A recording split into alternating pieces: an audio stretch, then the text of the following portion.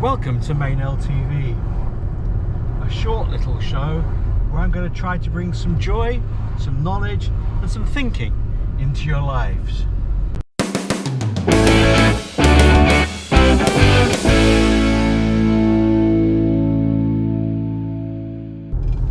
Something has provoked some thoughts in me this week, and that is the prevalence of websites, of people producing activity sheets for the children. Now, in reality, there's nothing wrong with activity sheets, and sometimes something written down on a piece of paper is a wonderful way to give ideas and suggestions of things the children can engage in. But the big problem I have is that activity sheets are being used to direct and control what the children are doing. And I have a problem with that because I have an unconditional belief in the importance of the child's right to play. And my recognition of the child's right to play also means that I recognize what play is. And for me, the research on play and the evidence about play makes me believe and understand that for it to be play, the child really has to be in control of what is going on and of what they are doing. And as my friend and colleague Peter Gray said, if they can't quit, it's not play. And the problem with an activity sheet is that when an adult is working with a child to process through an activity sheet, the adult wants to see an outcome. And so now it's time for our first guest on Meynell TV. And I'd like to welcome Chris Martin, currently in lockdown in Leicester.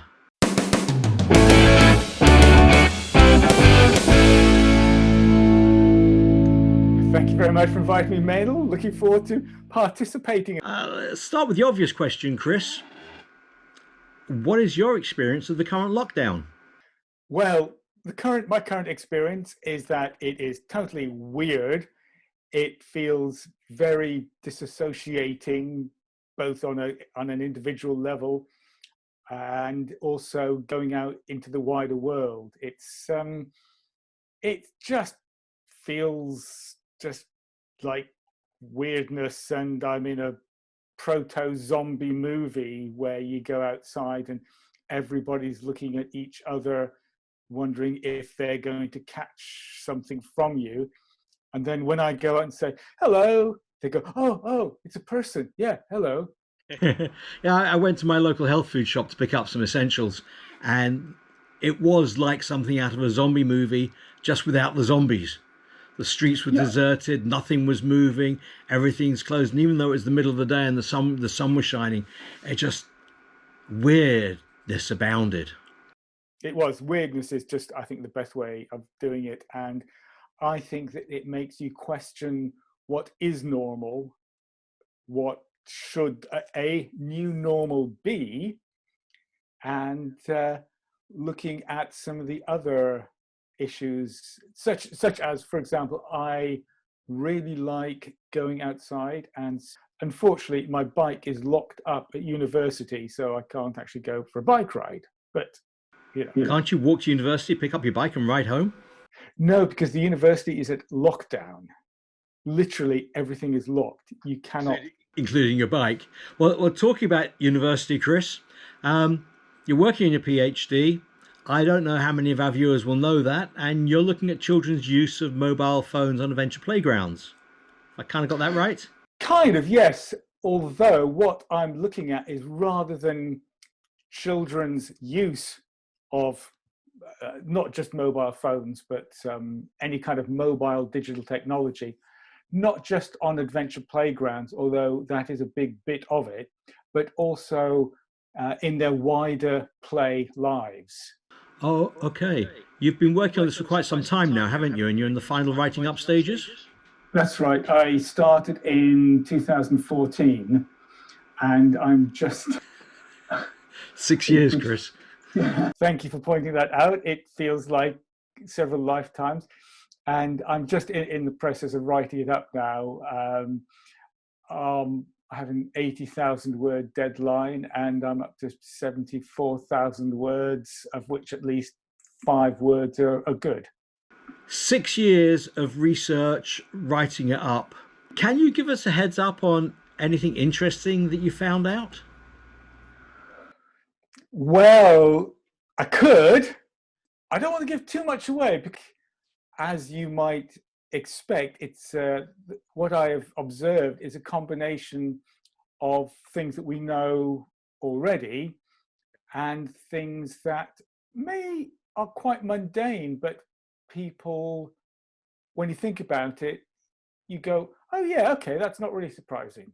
I should explain that my research has both been on an adventure playground and has taken place over a period of time for a few years, and also so I've been involved as a play worker as well, play worker and researcher, carrying out participant observations at the playground. So with the current lockdown, a lot of people seem to be talking about getting the kids outside, getting them away from screens. But Yeah. based on your research and everything else that you're seeing, hearing, and thinking, do you think screen use has any value at all in children's play? Especially in this current situation. I just don't like using the word screen use, because I think that implies that children are passive observers and engagers with technology, and that is not the case. One of the things that I have been noticing through conversations with a lot of people right now is that children are actually engaging with mobile technology, tablets, probably tablets, and to a certain extent phones, but certainly tablets and laptops, in different ways than we would have thought. For example, a tablet, which is obviously tablet size, I think as adults, we tend to look at them when we're having a Skype, a FaceTime, a Zoom meeting. We look at them simply as a way of talking and looking. Okay. But children are doing all sorts of things with them. They are rotating them. They are making dens, including them in the building of dens. They are playing hide and seek. They are tilting them around to show different views as they are transporting themselves and their friends around. Wow. So they're thinking of new ways of playing, incorporating technology in their play. Okay. That I think as adults we wouldn't think about. So children are incorporating technology in their play. You don't like to call it screen use. What phrase would you use? I just look at it as incorporating mobile technology or mobile digital technology. I think screen use has built up a real connotation over the years of passive screen viewing or gaming. And I think both of those aren't really appropriate for the active way that children are using, I say, especially tablets. One example, which is again a bit of a plug, is for an article that Erin Davis, who is a filmmaker of The Land, and myself are writing for the International Journal of Playwork Practice, is an interview with Jill Wood and Wes Hamner from Houston, Texas, who have set up a virtual adventure playground in Minecraft. Okay. So they run adventure playground sessions with children who are all over the place in Houston. And not only are they, or the children, engaged in the Minecraft realm, but there's also, each child has a Zoom connection as well. Okay. So they're engaging with each other via Zoom and on Minecraft. And what the kids have been doing there is really interesting because it's a different. Okay. They are using technology as a loose part as well. Yeah, this is a wonderful example of how technology can support children in their play. Chris, I think so. thank you so much for joining us today. Before you go, do you have any final inspirational comments for our viewers? No, just keep playing. Okay, Chris, thank you so very much. Bye. Bye. Thanks.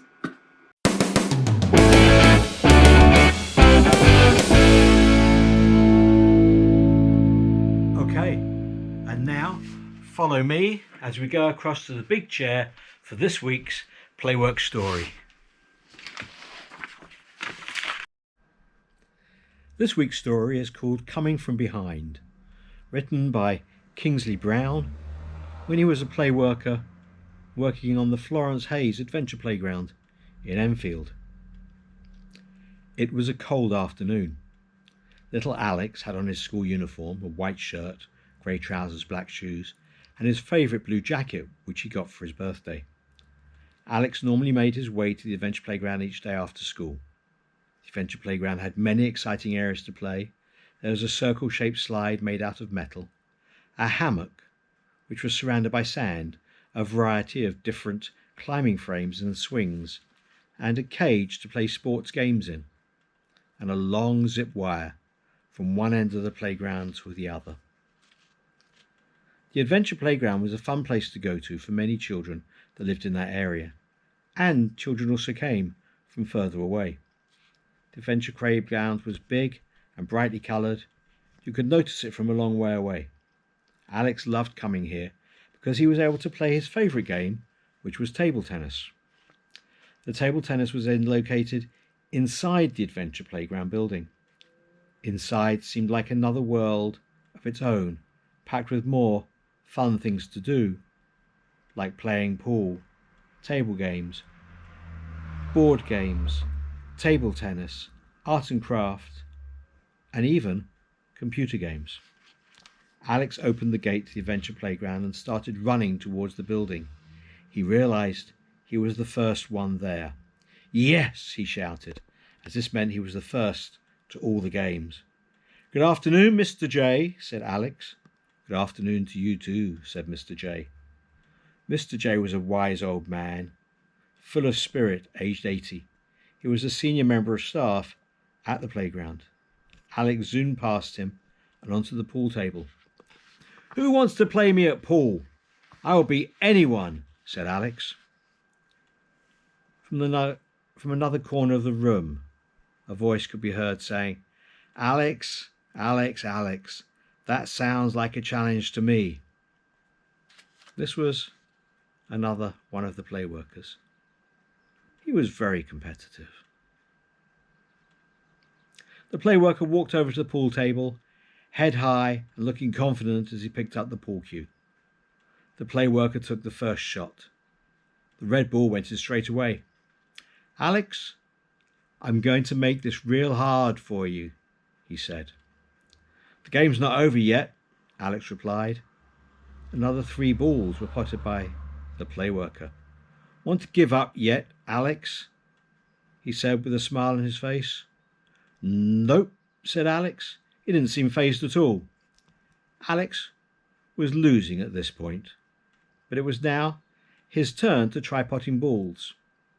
Straight away, Alex potted 4 yellow balls, one after the other. The play worker had a very worried look on his face. Told you the game's not over, said Alex. I can see, Alex, the play worker said in a low, unhappy voice. Alex was in excellent form and potted all his yellow balls and the black ball, which was the decided game-winning ball. The game was over and Alex had won. Yes, yes, yes, I won, I won, I won, Alex said as he jumped for joy. The play worker could only smile and replied saying, Well done, Alex. You're very good. Keep it up.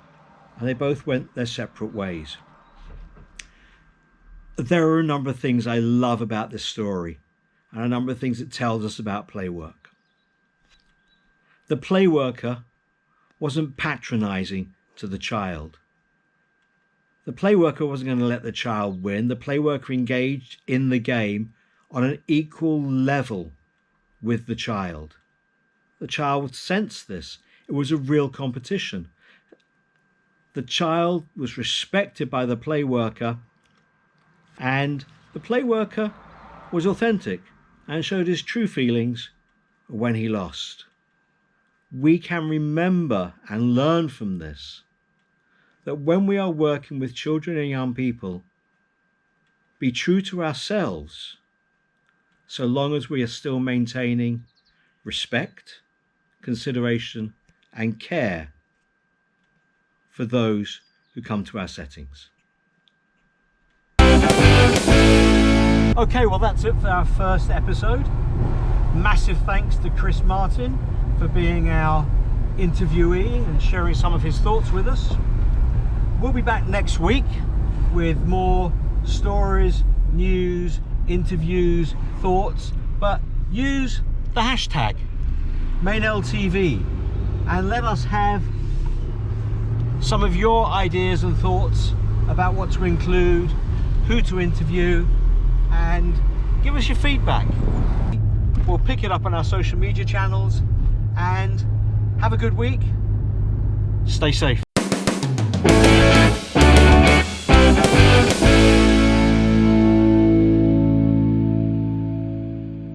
Thanks for watching the show.